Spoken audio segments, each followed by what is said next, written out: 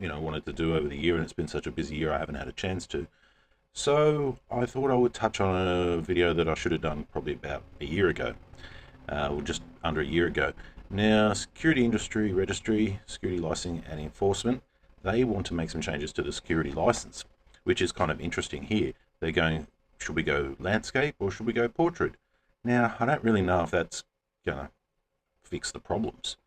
Landscape, portrait, who cares, right? It's the same thing. I think we should be addressing other issues. And the other issues is, can layman's people who don't know anything about the security industry, can somebody like a customer off the street see your license and see what you're classified for, and can they gauge what type of person they're employing to do their work? Is this security license going to give them a level of security, knowing that it's issued by the New South Wales Security Industry Licensing? So I've been advocating for some changes to the security license for some time. And actual fact, I've reached out to Cameron, where are we here? Not that one, Cameron Smith, the security, Cameron Smith, SLED. So he's the big boss of the security industry in New South Wales. I've reached out to him a few times, and with mixed responses. So he's outlined. Look, to be fair, he responded. He responded with his point of view, and I don't think we got anywhere because he's once again working for a big system, all the rest of it. I'm not sure if what I was trying to portray got through or if it just fell on deaf ears. I get the feeling it fell on deaf ears. But if you do want to contact him, you can, and he very graciously responded. So I think he's doing his job well for at least responding. He's not saying what I want to hear, but that's neither here nor there. At least he's doing his job and he's responding, because a lot of corporate people or government people you don't get a response from. It's just the way it is. So anyway, he's pretty good at his job and he's doing his job. There's a few factors that I brought up with him, and that goes back to this video that I did, 4 years now. I've got a security license, and ladies there going, so what? Because a lot of people don't understand what that license means, what the classifications means. And I think if you're going to remodel it, the first thing would be to break it down for the general community who know nothing about security licensing, and outline it so that they can look at it and read it. I mean, I don't know if somebody who doesn't know anything about security is going to go 1 A, B, C, D, E, F, G. What does that mean? What are they going to do? Pull their phone out and Google it? I think we can be a little bit more transparent, such as when you look at a driver's license, it has more information on it. Donor, glasses, things like this. So one of the facts or points that I made in this video here was, it'd be nice if you could have like a since, like a date when it started. Certain people have held their security licenses for a long period of time. And a layman's person should be able to look at it and say, okay, well, this bloke's got experience. He's been, licensed since this period.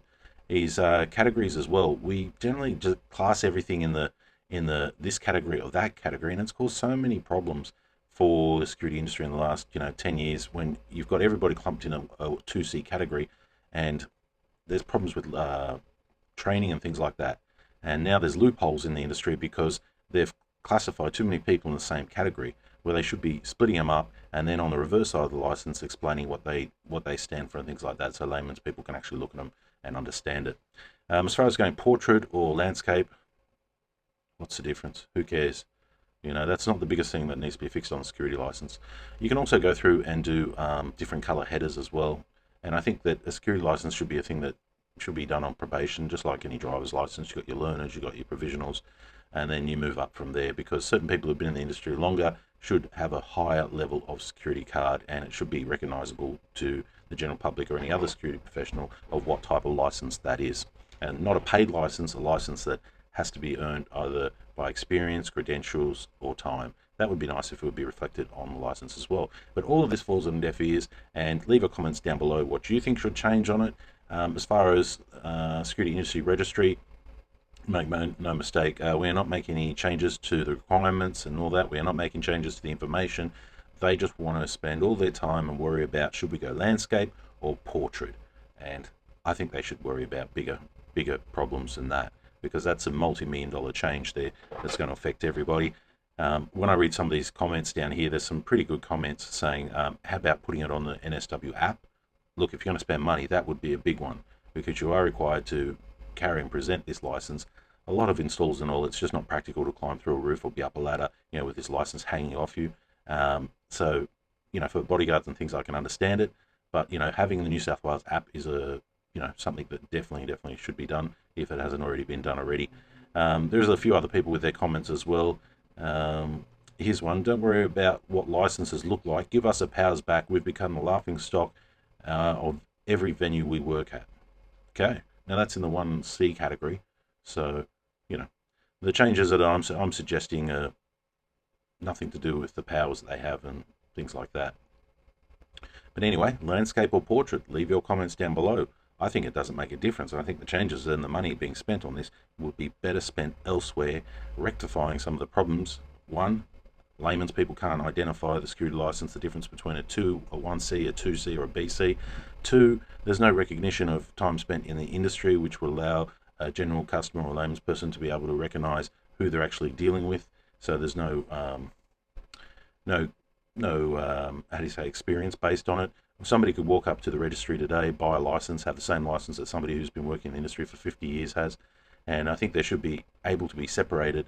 I mean, considering you want us to display the license, I think we should be able to separate them, and that should be by sight. You should be able to say, oh, that's a gold license, or that's a black license, and there's none of that. So I think there's plenty more changes and plenty more ways that this money could be spent rather than going landscape or portrait. Leave your comments down below, and thanks for watching.